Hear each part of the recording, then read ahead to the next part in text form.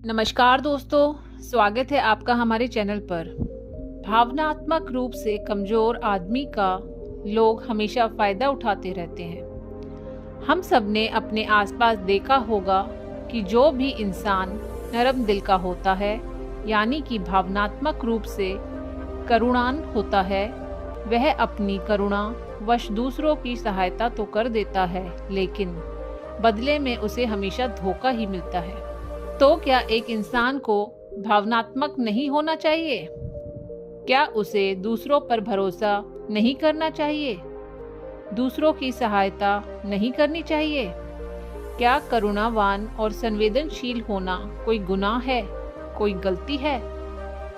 पाया तो यह जाता है कि संवेदनशील आदमी दिल का अच्छा होता है। वह दूसरों की सहायता करता है, दूसरों का ख्याल रखता है, दूसरों से प्रेम करता है। प्रेम भी तो एक संवेदना ही है, वह भी तो भावना का ही एक रूप है। तो क्या प्रेम करना भी गलत हो जाता है?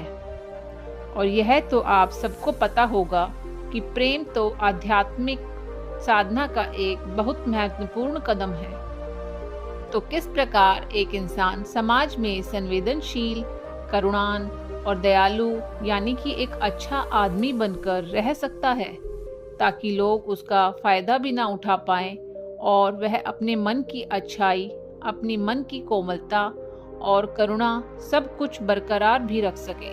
आज की कहानी के माध्यम से आपको कुछ ऐसे तरीके पता चलेंगे जिससे आप धोखा खाने से खुद को बचा सकते हैं। एक बार एक युवा लड़का जंगल के पेड़ों पर मुक्के मार रहा था।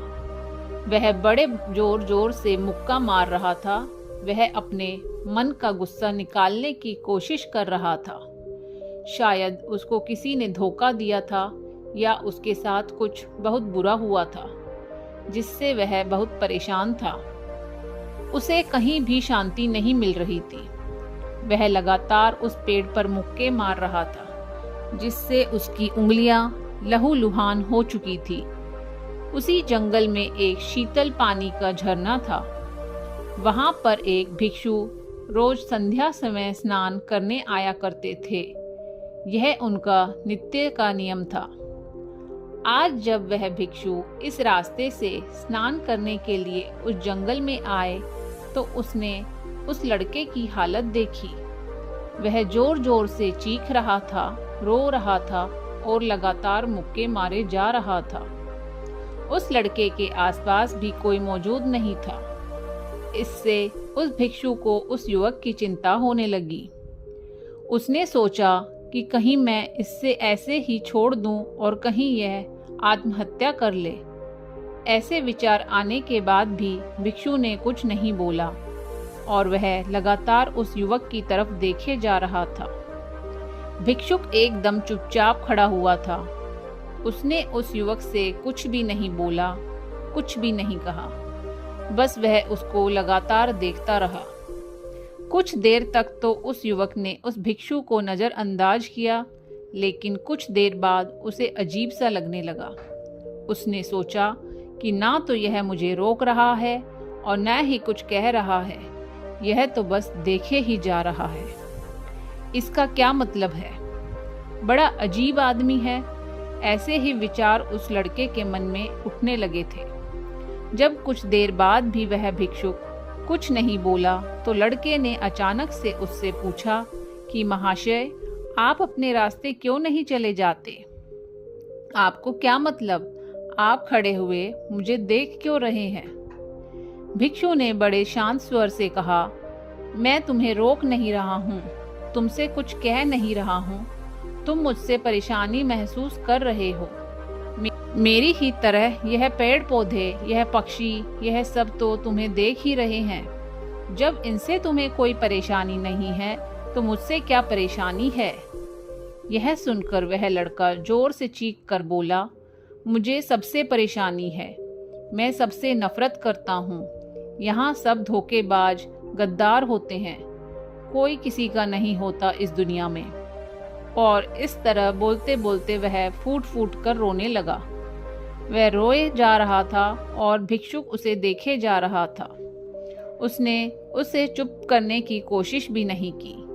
यह बात तो उस लड़के को और ज्यादा अजीब लगी।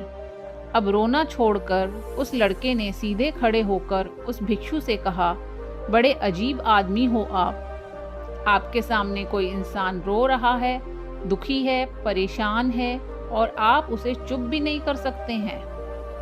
आपके मन में बिल्कुल भी संवेदना नहीं है। बड़े अजीब और कठोर हृदय साधु हैं आप। आपको अपने साधु होने पर खेद होना चाहिए।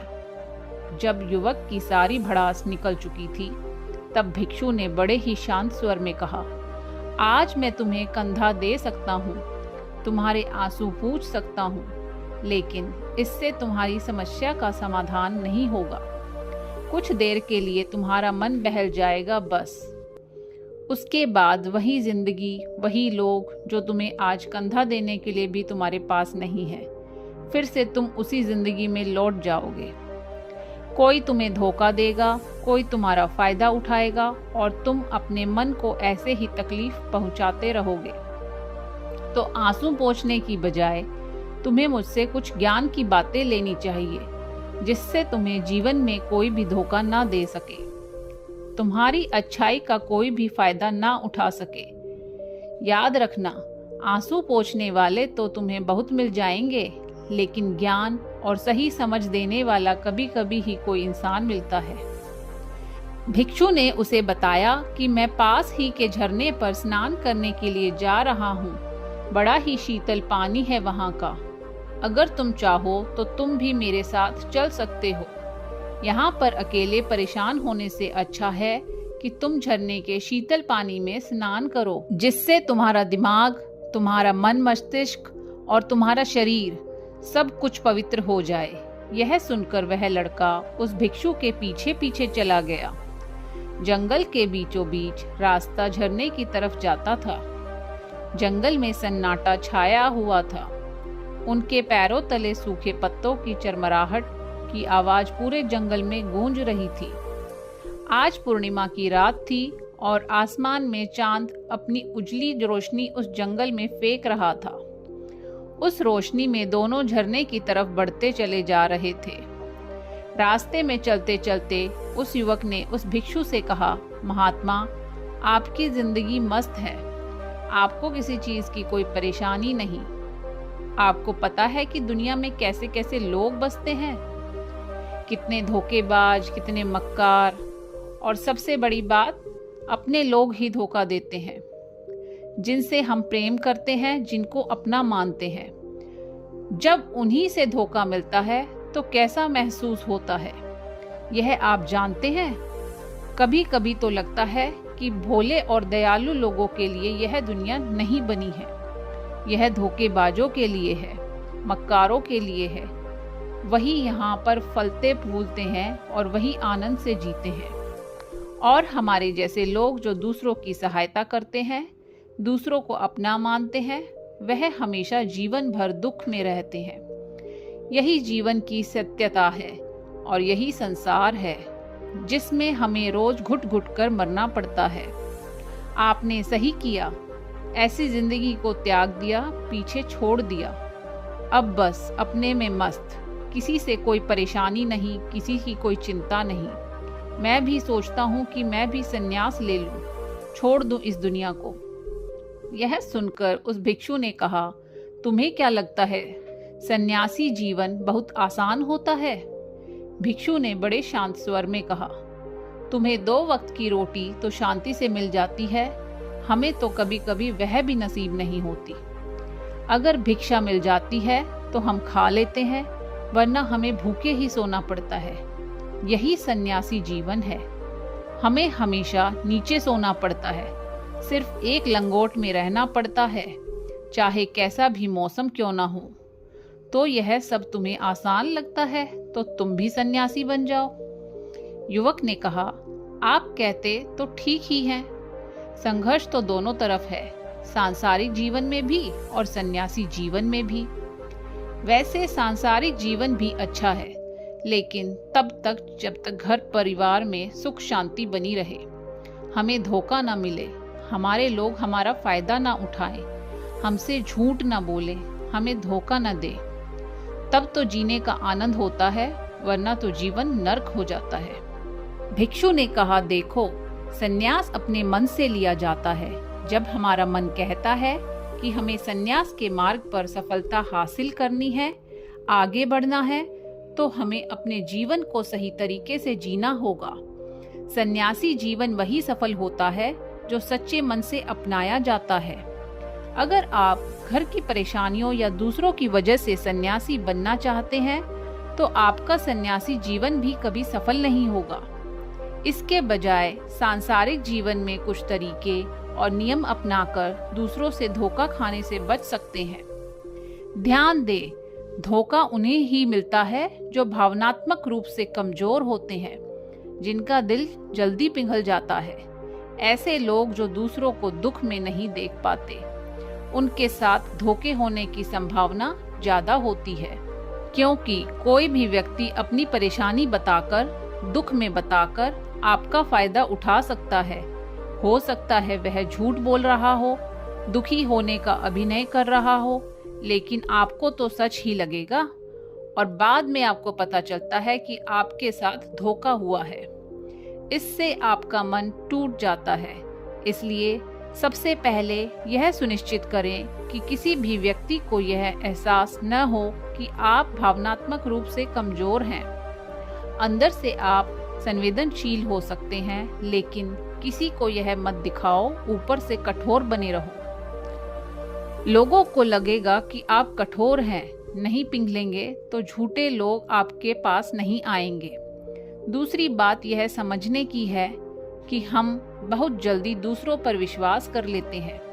हमारी यह जल्दी विश्वास करने की आदत ही हमें हानि पहुंचाती है। किसी से 2 दिन मिले नहीं होते और हम एक दूसरे पर भरोसा करने लगते हैं और तीसरे दिन वह भरोसा टूट जाता है। इसलिए समय दें। किसी भी रिश्ते को आगे बढ़ाने के लिए समय की जरूरत होती है। समय के साथ ही आपको सामने वाला व्यक्ति की अच्छाई और बुराई पता चलती है। कुछ लोग चापलूसी करने की आदत रखते हैं।